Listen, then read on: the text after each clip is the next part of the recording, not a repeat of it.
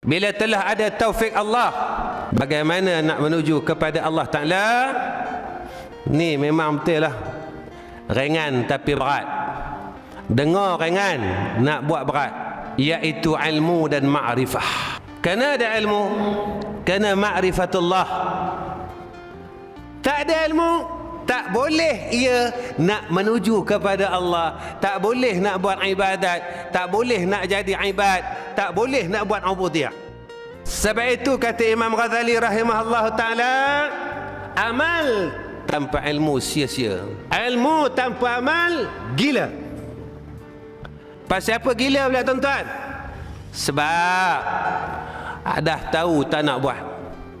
Mereka tahu kalau buat begini, datang masjid apa faedah dia, amal sunnah apa faedahnya, buat ibadat apa faedahnya, bantu orang apa faedahnya.